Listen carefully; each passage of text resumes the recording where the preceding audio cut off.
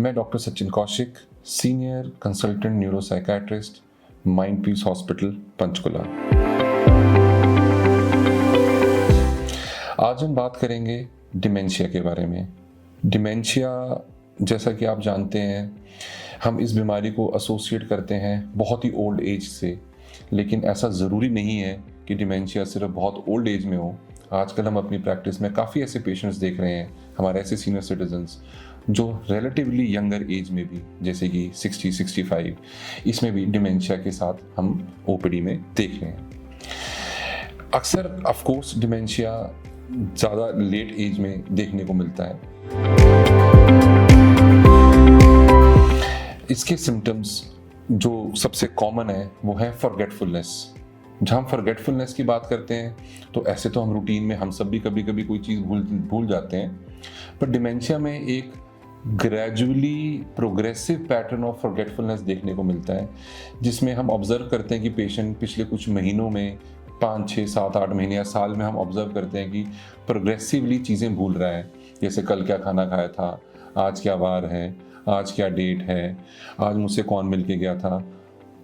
अक्सर किचन में काम करते करते चीज़ें भूल जाना, अक्सर किसी से बात करते करते ये भूल जाना कि क्या बात हो रही थी, और इसी तरह से फॉरगेटफुलनेस एक सिम्टम है डिमेंशिया का।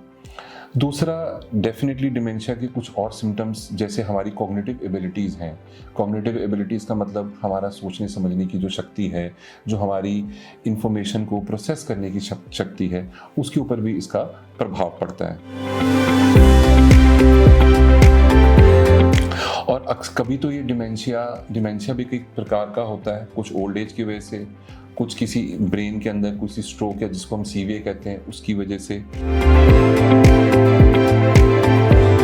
कभी कभी ये डिमेंशिया रियल डिमेंशिया ना होके एक डिप्रेशन का भी सिम्टम हो सकता है, जिसके अंदर पेशेंट एक्चुअली डिमेंशिया से नहीं बल्कि डिप्रेशन से ग्रसित होता है, और डिप्रेशन की वजह से उसके अंदर फॉरगेटफुलनेस आती है और उसके अंदर ऐसे सिम्टम्स मिलते हैं जो डिमेंशिया से मिलते जुलते होते हैं। इस टर्म को हम सूडो डिमेंशिया कहते हैं। अगर आप अपने परिवार में, अपने पेरेंट्स में, अपने ग्रैंड पेरेंट्स में ऐसे कोई सिम्टम्स देखते हैं कि वो अक्सर चीज़ें भूल रहे हैं और प्रोग्रेसिवली सिम्टम्स बढ़ते जा रहे हैं, और कभी कभी तो वो कुछ ऐसी चीज़ें भी भूल जाते हैं जिससे उनकी सेफ्टी भी हैम्पर हो जाती है। फॉर एग्जांपल किचन है या बाहर वॉक पे जाते जाते रास्ता भूल गए, अपनी लोकेलिटी में अपने घर पहुंचने में उनको दिक्कत हो गई, या इसी तरह से आप देखते हैं कि जो वो ऐसी चीज़ें जो उनको रूटीन के मामलों में बड़ी अक्सर याद रहती थी, वो चीज़ों को सही तरीके से याद नहीं रख पा रहे हैं। तो आपने अपने निकटतम एक mental health specialist, psychiatrist, neurologist, उससे संपर्क करना है। जितनी जल्दी आप इसको डिटेक्ट करेंगे उतनी जल्दी हम उसमें आपकी हेल्प कर पाएंगे। धन्यवाद। Thank you. नमस्कार।